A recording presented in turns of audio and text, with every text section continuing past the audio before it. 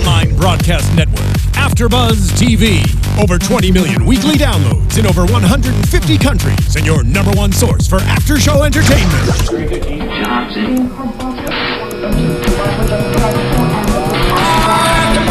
AFTERBUZZ TV, the destination for TV superfans, producing after shows for over 300 of your favorite TV shows, interviewing celebrities and showrunners, and bringing you behind-the-scenes exclusives. All thanks to E! Entertainment's Maria Menounos, producer Kevin Undergaro, and internet leader Akamai. Now, let the buzz begin! Donald had a farm. Oh, E-I-E-I-O. there it is. On his farm, he had some genetically modified. Welcome to Blacklist AFTERBUZZ After Show. Little old McDonald, because of We're going country. Eli Matchett's farm. Yes. We thought we were going to do maybe some corn, freak on a leash. That's what I wanted. I wanted some corn freak on a leash, but or Jimmy Crack corn. whatever. But, nobody ever listens to me around but here. instead, we did. I love old McDonald because he had a farm. Well, he did, just like Eli Matchett. That's right. I'm Joe Braswell. I'm joined as always by the lovely Julia Cearley. Hi, oh, there's my corn. It is. So, corn. Thank you, Stephen Lemieux. Thank you. There it is. Oh my god, I can listen to it all day. I feel like a teenager. Do you really? Oh yeah, I was hardcore. Hi guys. Hi. Nice to be back. Welcome to the Blacklist AFTERBUZZ After Show. I'm Joe Braswell. I'm joined as always by the lovely Julia Cearley. Hi everybody. And we are not joined by the lovely Joe Sanfilippo. Who's keeping count out there? We all placed bets last week. I'm not going to make any jokes whatsoever. We'll just see what happens. In fact, I'm willing to say this. Oh. If this MF, Joe Sanfilippo, That guy. shows up for, I said 9, but let's give him 10 episodes. I give him 12. If he shows up for 10 episodes, I'll wear the goddamn yellow blouse. I'll wear the blouse. Now, and he won't even watch this. So now he won't even listen, so he won't know. You won't know, but you the fans will know. You guys will tell him on YouTube or something. But, like, I don't care. I'll wear the yellow blouse. Oh. That's how confident I am that this Jack... No, he's my good friend. I've known the cast for calling 17 in count, years. Joe? What's that? Will calling in count No. as an episode? Ooh, no. No. Got to show, Steve yo. Lemieux. No, he's got to show his ugly mug up in here, his beard face. He'd literally have to show up for the next 10 episodes to do that. Yes. Wow. See? You guys are on episode 3, so... Well, Yeah, it's it's true. 3. No. This is 22 network, baby. We got 22 this episodes. is a 22 one. Oh, Okay, yeah. cool. Yeah, he's got some time. This never ends. Not that it's going to happen, but he got some time. He has some time. But let's talk about this episode. But before that, I want to take a couple little quick, some business I want to get out of the way. It's your anniversary. Happy anniversary. Thank you very much. I've known you for a long time. Long time. I was in your wedding. Joe was in my wedding. 7 years ago. Oh, it's true. Because one of my other best friends is your husband. It's true. Who's also here right now, Eric Cearley. Oh, there he is. Speaking of beards, there he is. I'm not sure if you got a camera on him, but he's a nice guy. Yeah, I like him. He's just nodding. There he is. Turning bright red. So happy anniversary to you two. I Thank love you you. both. No one cares on iTunes. People may Nope. care on YouTube. I don't might. know. Other bit of business, I want to say to you, our wonderful YouTubers and iTunesers, thank you so much for welcoming us back. I mean, the response was overwhelming. You guys were wonderful to us, and we really appreciate, there I am. We really appreciate all the love you gave us coming back, and we're very, very, very excited to be back, and we're going to try to do some really good shows for you. And I want to say there was a time when we first started 3 years ago, whenever it was, or 3 seasons ago, we were number 1 for a stretch. Yeah. We were always top 10 for a stretch, and then we Yep. kind of faded. And it may or may not be because of our enthusiasm about the Blacklist. But I'll tell you this, I'm competitive. I want to get back in the top 10. I want to get back to number 1. So if you guys you guys listening to us, all our YouTuber fans, all people listening to us on iTunes, if you can go on iTunes and rate us, give us some 5s, give us 5 stars, or if you hate us, you can give us no stars. It's fine. It's a free country, but we definitely prefer we fives. prefer 5 stars. We're going to work our butts off for 5s. It lets other people out there in the iTunes universe know we exist. There's some other Blacklist podcasts. We think we're the best Blacklist podcasts out. And if you're listening to us, you may or may not agree. So we want the rest of the world to know what you know, that we care about Elizabeth Keane. Yes, we do. Do we? Especially when she's blonde. Exactly. It's like a whole new Lizzie Keane. And Red Reddington. Well, I really care and about Rest him. Wrestler. Oh, I really do. I'm all Rest Wrestler. Rest Wrestler. So let's get into this episode. So anyway, thank you guys. We appreciate all your love and support. Thank you for checking us out. So we're at Blacklister number 72. His name is Eli Matchett. Eli Matchett. And he is a farmer. Yep. who had fell on a bit of bad luck at the hands of a horrible multinational farming genetic multi-conglomerate called Verdian Industries. The big bad. The big bad, yeah. So the big bad is the corporations, which is kind of, I guess, once we get into this whole cabal thing, I guess the big bads will be, I mean, they'll be more of like these big entities, right? These big multinationals, big bad evil multinationals with big bad cabal leaders behind them, as opposed to the blacklisters. And I think it feels like the blacklister is now a bit of a MacGuffin, right? Because it's really all about the cabal. It's really like we're taking down the cabal and individual people or organizations that work for the cabal. And then so far what we've seen is the blacklister has been some sort of like, bit player to get us closer to the cabals. Am I getting this right? Well, I feel like we're seeing two different sides of blacklisters, that it's not just mutually exclusive. So we've had blacklisters that are aiding Red and Lizzie whilst they're on the run and they're fugitives, and most one are on the FBI list. And we're also seeing blacklisters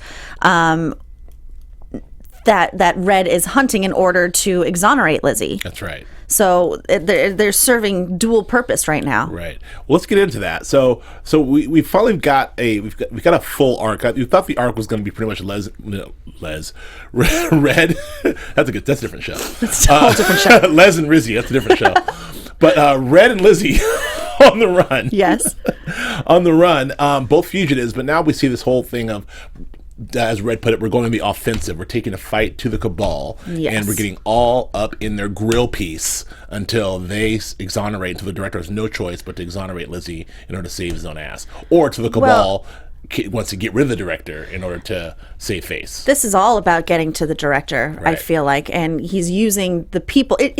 He said his offense was, what did he say? He was going to capitalize on the director's own people questioning his leadership. Right. Which has already happened with Mr. Solomon in that bit. Yes, absolutely. Was that actually, did we determine if that was a bit or if that was a real thing? What do you mean? Because I did the thing where it's like, I don't trust you, you old so-and-so. Get over here. I did that bit last week. But is that... No, well, Solomon's taking matters into his own hands as Right. well. Look at the measures he's going to with Dembe and I Right. can't remember Pee Wee Herman? Pee Wee's Paul character's Rubens? name. Yeah. I don't But that remember guy, this. Yeah. I mean, he's pulling out all the stops, kidnapping babies and Yeah. antidotes. And, antidotes. So, That's the wrong word. Cue balls and socks. Cue balls and socks. Wow. That's like a CrossFit move, right? Oh, yeah. It's like It's an AMRAP. Okay, an AMRAP. So, So people have already started to lose faith in the director. Is this correct, or has Mr. Solomon lost faith? Is he taking matters in his own hands? What's Told happening the there? Cabal that Red did not have the fulcrum. Right. And Red He did. most certainly had the fulcrum and exposed them, exposed the entire Cabal to the entire world. But the director, he's like, don't worry about that. We're good. Like, I got this under control. Yeah, but everyone's going to be questioning him at this point. Especially the room full of investigative journalists who saw the PowerPoint. The PowerPoint presentation. Like, somebody's got to get to the bottom of something. So there's a whole room of investigative journalists, for Christ's sake. All right. Anyway, I don't know. But Eli Matchett. So we open, the show opens with kind of a cool thing. We see some guys in some hazmat suits, sort of walking through the cornfields. It looks, I don't know. It seems to the imagery there sort of evokes something else. It evoked like some weird sort of post-apocalyptic sci-fi thing, like guys walking through the cornfields and guns, and then they end up shooting some folks and taking off the hazmat, and they're just farmers, and they went in to descend on this farm. This is in Iowa, correct? In Iowa, yes. Yeah. And it turns out there are a group of farmers who have had their lives ruined by Verdian Industries and their genetically modified seeds, who has basically not only wiped out their farms, but continue. Well, not only that, they did it was a double whammy. They took out the farms. What did they do exactly? Help me out with this. Okay, so they're called the Los Segadores. That's right. Segadores, Yes. right? So it's a small group of farmers, and they are determined to kill Verdiant before it kills them, because Verdiant has created this genetically modified seed that has a protein in it that wards off its own pests. So it has its own pesticide within. Got it. And the seed itself is extremely expensive and they can't afford it. So it's putting them out of business. The hell would I do without you? I don't know. And it's worth this whole seed and how it's manufactured is worth billions and billions of dollars. Right. But so their whole plan is to go in and steal this seed. but not to profit. No, to share it with the rest of the farmers out there, because it should not be owned by one person. It should be shared. Right, which they all agree upon, except for one guy. Except for one guy. Old Eli. Old Eli Matchett. He's got a different plan. He does. So and it's weird because the El Sigadores, is that the name? Yeah. Okay. They have no problem killing folks to get what they need. But I don't think they do. No, El Sigadores, I think they wanted to do this quasi peacefully, because when it was just Los Sigadores, there was just property damage. They just wanted to steal the files and distribute that amongst the farmers. But it's Eli Matchett who broke off from them and said, "You're never going to get anything done this way." And he's the one who kind of went rogue, who went he crazy. Rogue and killed all Los Sigadores. However, in the opening scene, didn't somebody get somebody got shot? Yes, and that was Gabriel Costa, who was there. It was Los Sigadores' inside guy at Reddington Industries, right? And he's the one who helped Eli Matchett sort of break away and get into to bomb the whole place and kill all these people to take it to the next level. Take it to the next level. Okay. So the nice Los Sigadores, who just wanted to steal the files, they really don't have much to do with what's happening with Eli Matchett, because he's broken off and he is his own path. Got it. So Liz and Red are in the tanker. They're in the corrugated tin can, as Red's wrestler calls it, and they're cruising on their way to Spain, right? Yep. Just not a care in the world. North Star. You're my North Star, Lizzie. You're my North Star. They're headed to Spain. Life is good until Red gets word. Why do they turn around? Red. Why did they turn around? Is it Red got word of the bombing? Yes, so they turn around and then double back to the mainland. They turned around 70 miles into their trip. Went to Washington, loaded on a flatbed truck, and then drove to Iowa. Because they heard of the bombing. Right. And they know that Susan Hanover is the CTO of Reddington Industries, and she was on the fulcrum. Got it. Okay. Yep. How'd I do? That's good. That's about right. I just, I'm trying to break, it's like, it's hard for me to break down the episode when I want to make sure that I got the particulars of the episode down, because it gets a little hazy. So Red and Lizzie want to get to Reddington, because if they have leverage over Reddington, then they'll have leverage over the Cabal, because Reddington has been laundering money for the Cabal all this time. Of course they have. Of course they have. Yes, for years. So they double back. A lot of exposition in this one. Yes, a lot of exposition to get to some stuff. So they double back. They get to Iowa, and then they get there, and they're still supposed to meet Dembe, and the reliable Dembe, is not there. So something's wrong. Something is amiss. Definitely wrong. And so, but Lizzie jumps into action quickly and breaks off an antenna, steals a car. I kind of like that, Lizzie. I almost bought it. I think Lizzie likes that, Lizzie. Yeah.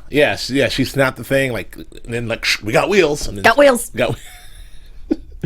Got wheels, and so they're off. So then Red, who's worried, makes a call to one of my other favorite dudes, who I forget about, man. He's Brimley. The best. Glenn at the DMV. Good old Brimley at the DMV. I forget about that guy. He's like my favorite. He's my behind Mr. Kaplan. We got a cast here. We got Dembe, who's always there, but we got Mr. Kaplan. We got Brimley at the DMV. We've got Paul Rubens, Pee Wee. Yep. And then who else we got?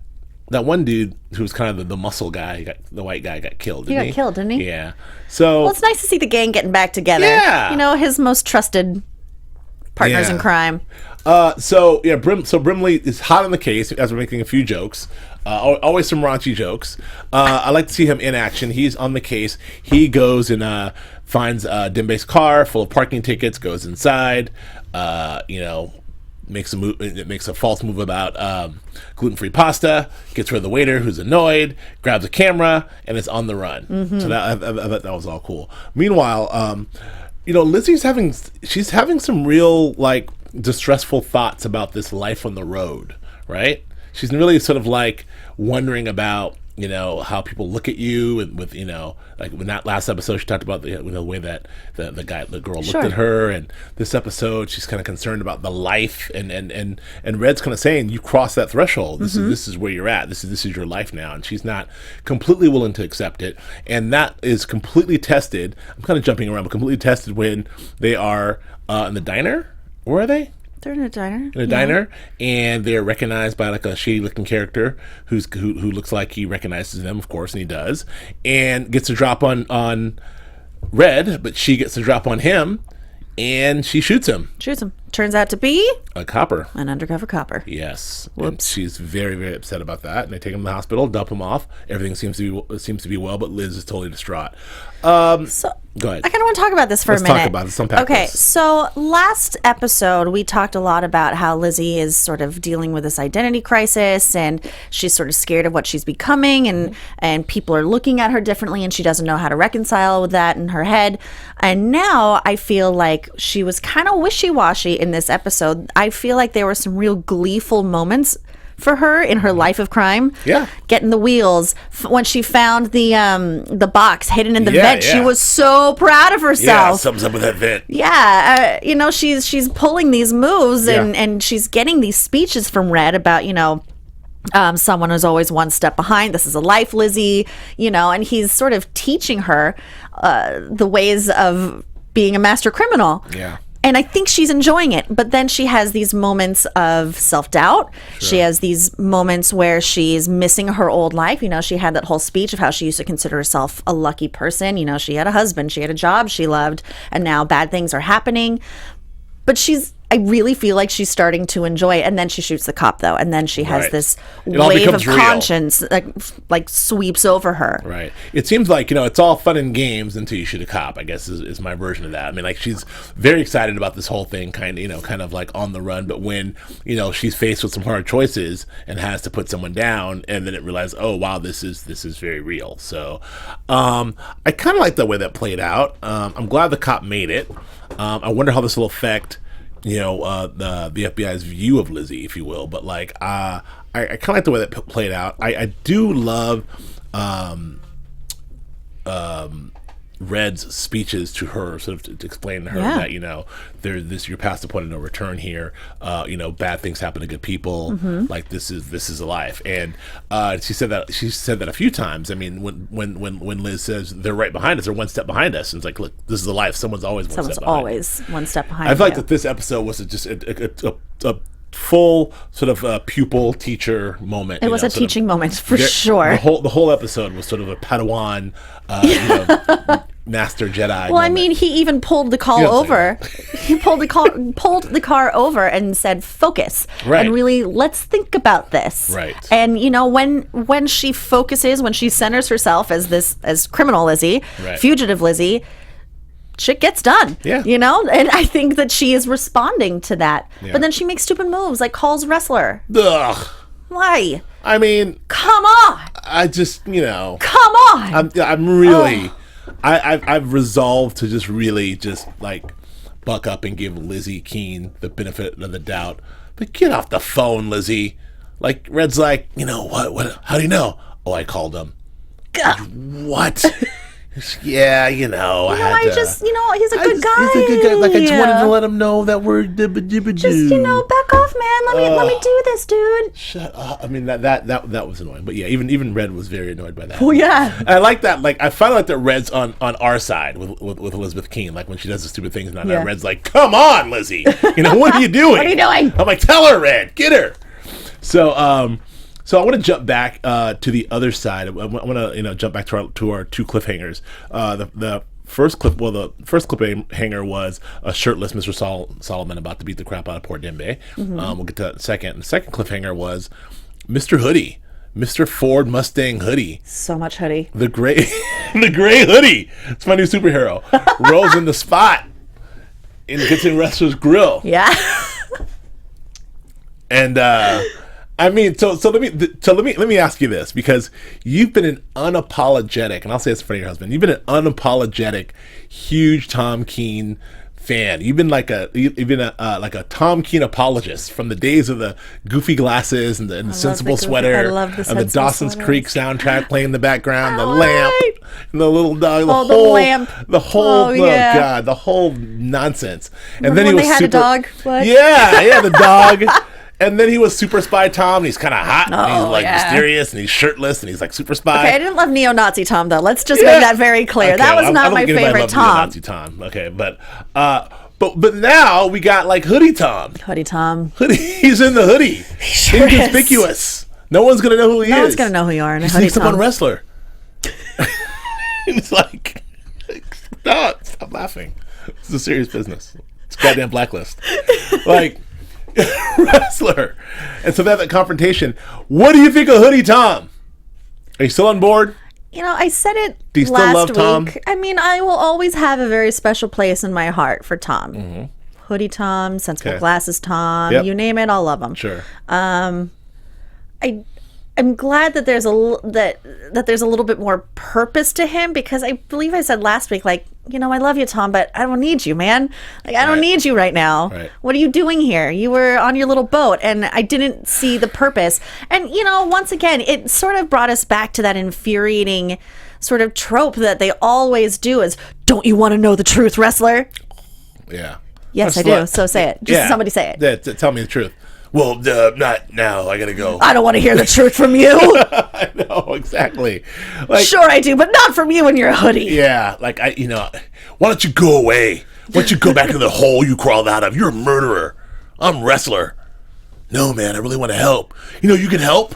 You can help by getting out of here. I mean, you know. Yeah. Let me help. I can go places. I can work around the law. This is not the Tom I know and love. I mean, you know. But I mean, he can. And Wrestler says, he says, you know, what is it? You're a murderer. Oh, I don't want your kind of help. Or what does he say? Like some kind of I know what Tom says. I know you care about her. Oh, yeah. I know you care about her. I know you care about a wrestler. Wrestler's like looking around. Damn it. You get out of here, man. You and your hoodie, get out of here. Oh, Lord. Let me just say that confrontation was a little less. I mean, it wasn't quite what I wanted it to be. No. From any standpoint. No.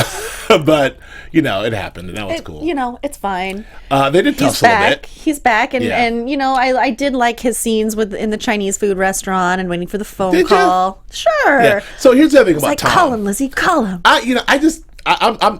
We have huge Tom Keane fans out there. I know you ladies and gentlemen are Tom Keane fans out there, and I'm literally just sitting on the fence with my man Tom Keane. I don't know what to think of this guy, because are we to assume? I mean, and this is what it is, but that Tom Keane's in the game. Super Spy Tom Keane is in the game solely because he is hopelessly in love with Elizabeth Keane, and he is just there to, whether he gets shot, caught, run in by the FBI, run in by some rival gangs, like he's on the run everywhere. Instead of getting out of town, he's hanging around in a black hat or a hoodie, you know, hanging around as inconspicuous as possible, like trying to find Lizzie Keane because he loves her. Is that the deal?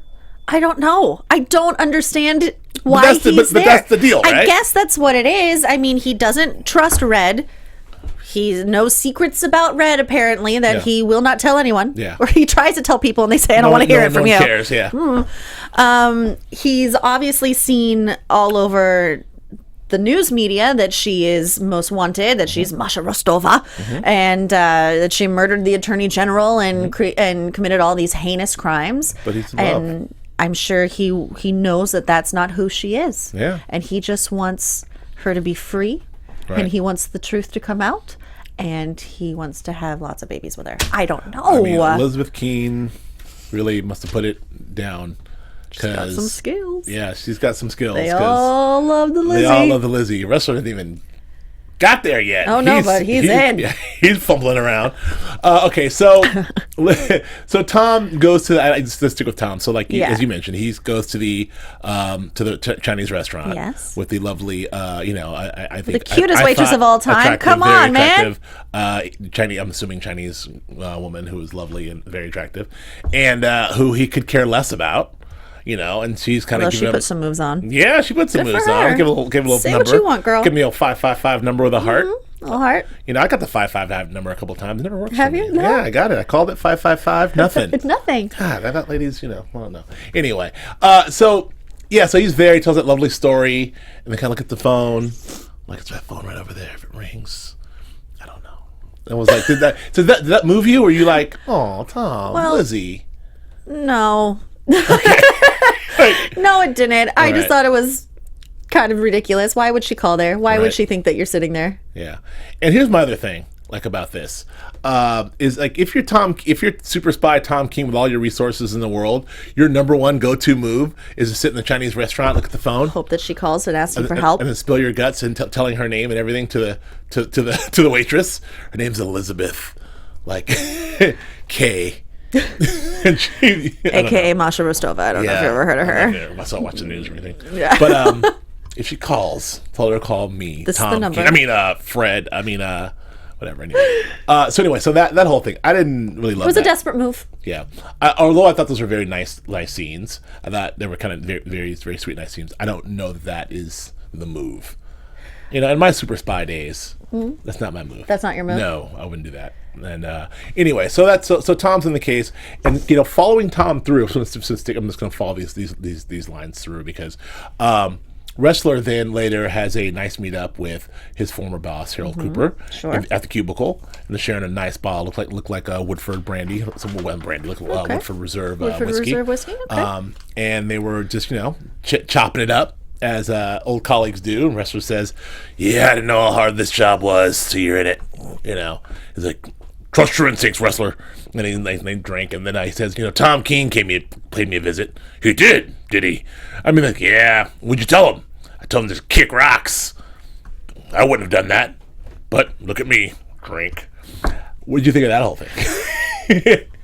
I don't think he said I wouldn't have done that. I think he said like, Clear. he sort of gave him a fake pat on the back, like, yeah, you're So right, that- you're this- right. this is what So I'm then asking. he could turn and go to Tom Right. Keane and use him as his own resource and his own hunt for Ketakut. Thank you. That's what I'm asking. Was it like Tom, don't worry about Yes. losers like Tom Keane. Who wants that guy anyway? And he's like, what's his number? Was it that move, or was he really genuinely like, oh, that's interesting? No, I think Look it where was got sort me. of to It was a misdirect. yeah, misdirect exactly.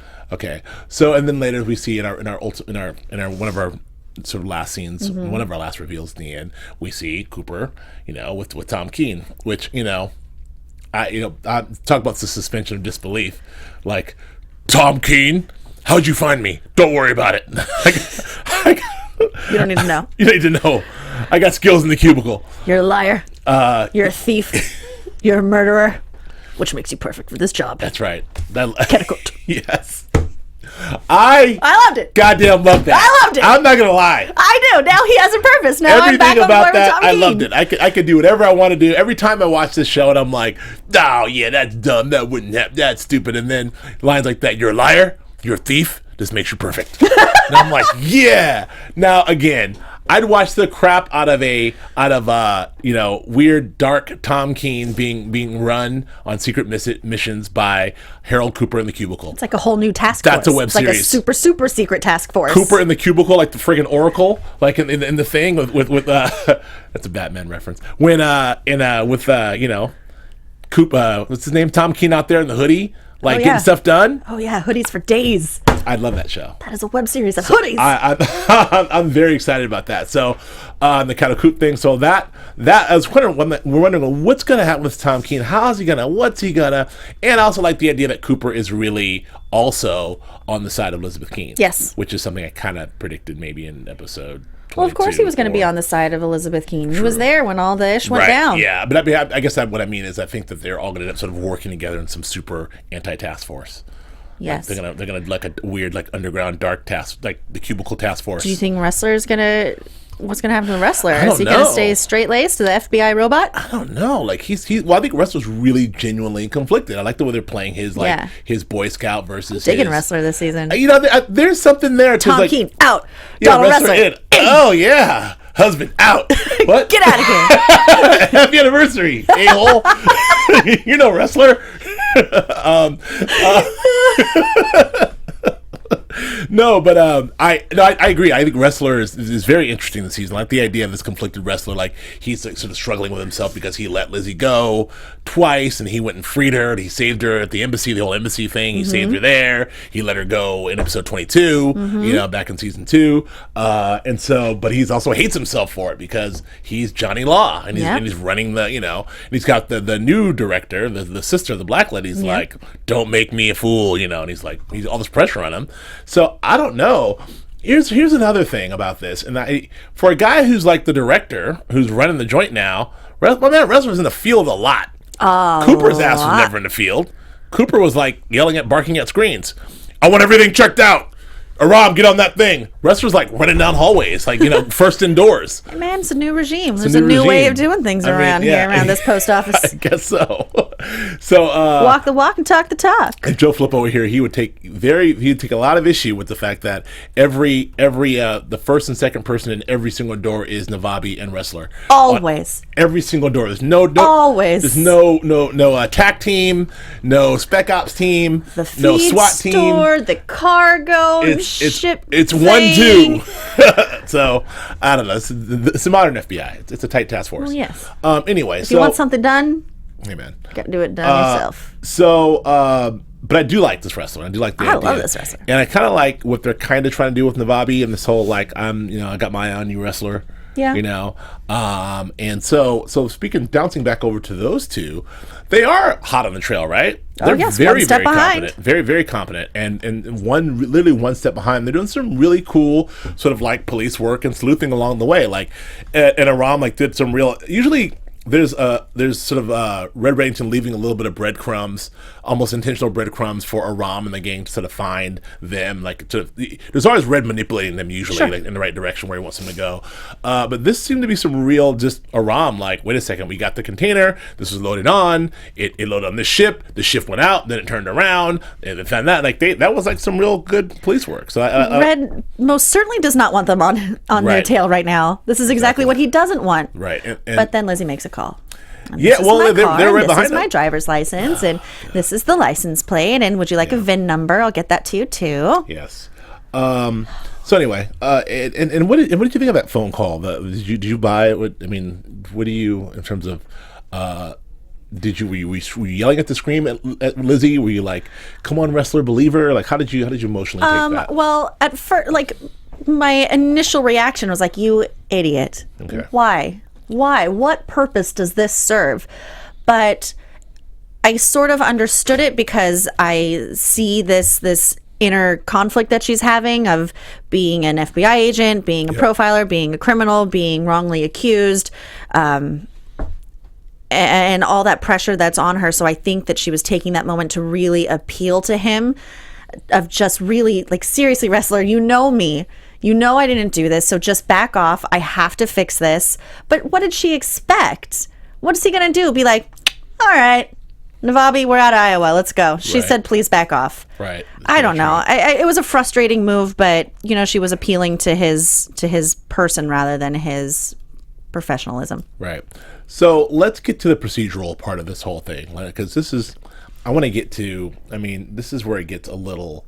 I think as you know, like we talk about, obviously, you know, we have our serialized Blacklist stuff, which we just spent, you know, about 25 minutes talking about, you know, what's going on with we'll get back to Red Lizzie, but you know, what's going on with Red Lizzie and Navabi and Wrestler and all of our people. But at the heart of it, there's always some sort of serialized, some sort of procedural element. When this is the whole Verdiant, I want to say variant. Is it Verdiant? Verdiant storyline. Which ends with working backwards, which you think is all about what are they called? Eli Matchett? No, what's the group called? El Segadores? Think about El Segadores, and then it's not really about El Segadores because they're all dead. Mm-hmm. Then it's about my boy Eli Matchett, who is not really a blacklister because he's just a dude. Like, he didn't know he existed. Yeah. So how did he get to be number 72? I have no idea. I'm not going to the list. That was the question I was going to ask. All right, because he was never on the list because he was just a farm dude that no one even knew existed. Yeah. So whatever. Okay, that's how we're doing that. So it proves that the list is fluid. And the list is fluid for sure, and the list maybe what do you call it? Posthumous? What do you call it? I don't know, like maybe Like they put you out on the list after they discover who you are. Well, that was a tough case. He looks like number 79. Slap him on the old blacklist. Is that the blacklist now? Maybe. I thought the blacklist was like I thought it was a number solid- 79, Eli Matchett. What's he do? Oh, here he is. He's a farmer. Is that? But now it's That's what like I thought too, but it is proving not to be so. now it's they take a little thing, they stick it on number 79 with a bullet. Eli Matchett. All right, I don't know, but so Eli, so it's not about El Segadores. It's about Eli, and Eli's not just a farmer who just wants some money, or just wants to sell it to the highest bidder, or just wants to get his money back. He is a sort of a bio eco terrorist who has employed a scientist. A virologist. A virologist, not just any old scientist, to come up with a super crazy strain of the disease, if you will, right? A virus. A virus, exactly. Virologist. A virus, and that's what the pests. That's what virologists do. Is they create viruses. Yes. A virus, and he has 400 little pests, and he has that line of like, it's very supervillain too, like very like. Who knows? You can hold the fate of the world in your hand. Yes. That was a super villain line. That was like it's like a Bond villain. Bring them all to their knees. Yeah, that's what it was. What was it? Yeah. I don't know. I actually didn't write it down. Write it down, for once. No, I didn't write it down. I suck. Anyway, but yeah, like it's. So we think that the point is that he just wants to sabotage the GMO crop with this virus. Right. But Reddington. Did I say that right?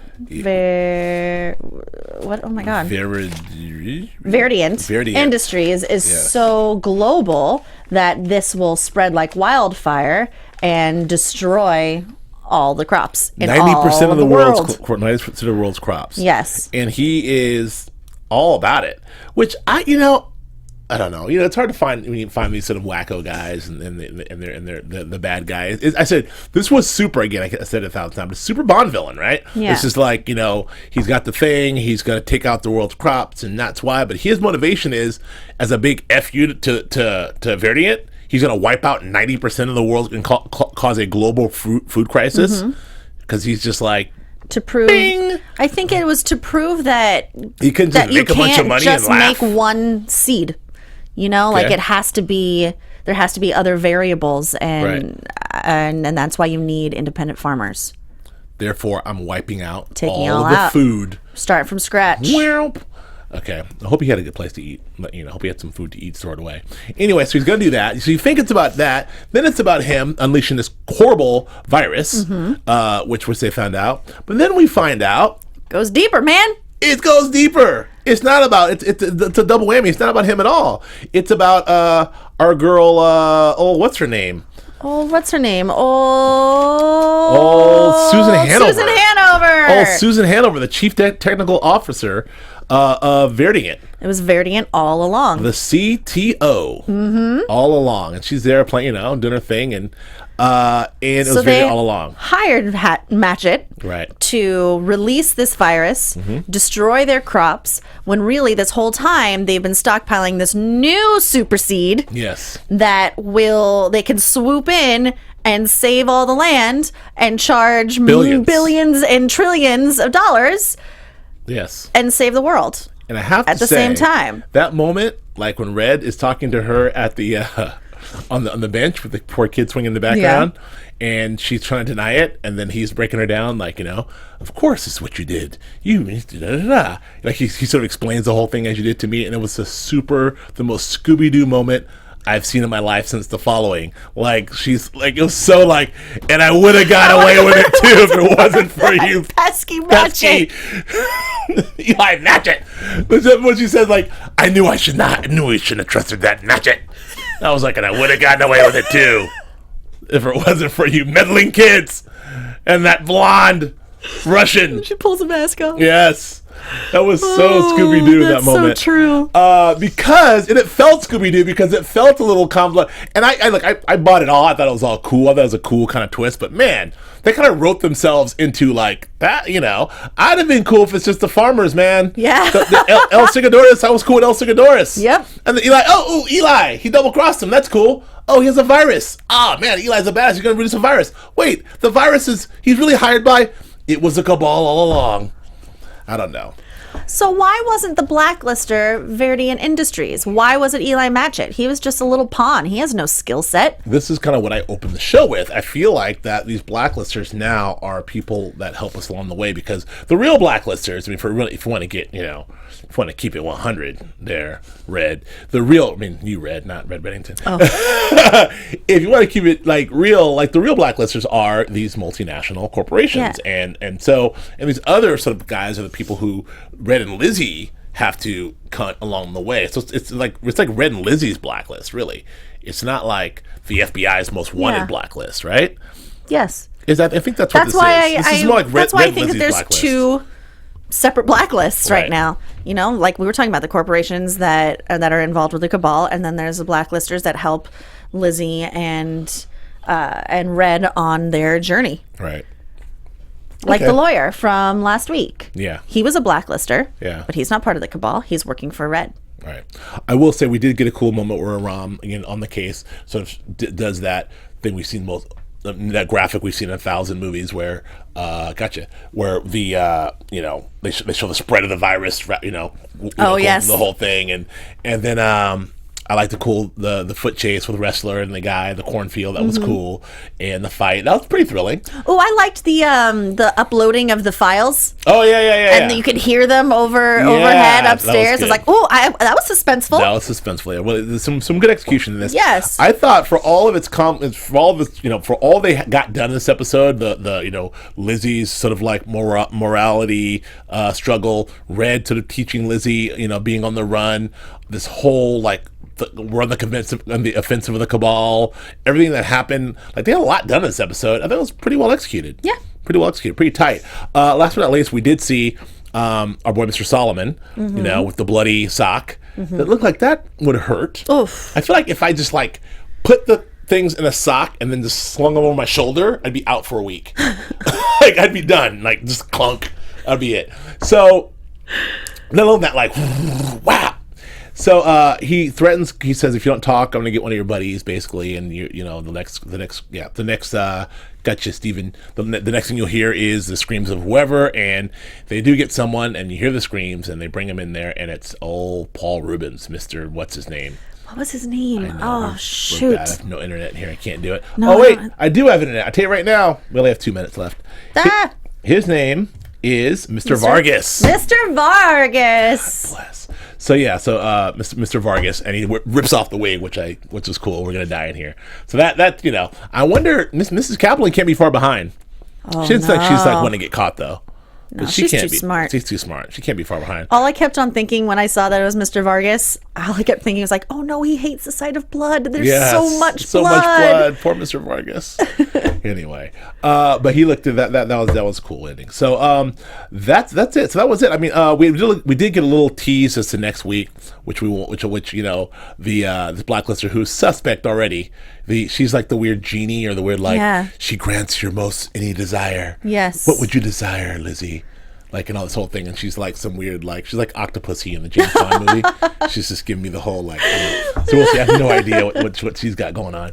But that's it. We got I don't know 90 seconds or so. Do we want to do any predictions really quick? And now, your AfterBuzz TV predictions. You're going first because you're the only one here. Go.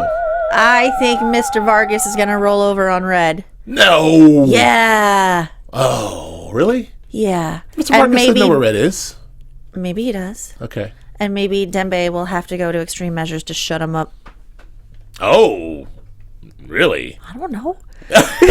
I like it. I don't know. Why not? I think Mr. Kaplan's next in the pit, and I think Red's gonna come and rescue them, and it's gonna be bad news, and it's gonna be the badass Reddington, going there kicking ass on Mr. Solomon. And I like to see a Solomon. We're gonna get either we're gonna get a Solomon Dembe showdown, which is probably likely, or we're gonna get a Solomon Red showdown. Oh, it'd be so quippy.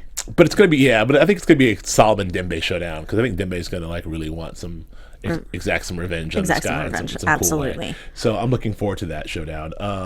That's all I got, man. I don't know. I really cannot predict the show right now. I got nothing right now. Yeah.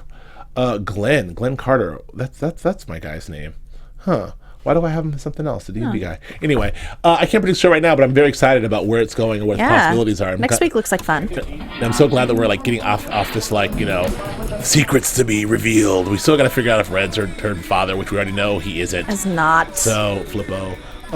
That's it. Where can the kids find you on this lovely day? Oh, kids, you can find me on Twitter and on Instagram with my name, Julia Cearley, JuliaCearley. Yes. Follow me. You can find me, Joe Braswell is my name. You can find me at Joe K. Braswell on Twitter, Instagram, and Periscope. You can find Flippo at Joe Flippo on Twitter, maybe. And Joe Flippo, yeah. Joseph Sam Flippo's website, .com. And we'll see you next week. We'll see if Joe's going to be here. Who knows? I don't know. But thank you so much for watching. Thank you for commenting. Let us know what you think about stuff, and we'll see you next week. From executive producers Maria Menounos, Kevin Undergaro, Phil Svitek, and the entire AfterBuzz TV staff, we would like to thank you for listening to the AfterBuzz TV network. To watch or listen to other after shows and post comments or questions, be sure to visit AfterBuzzTV.com.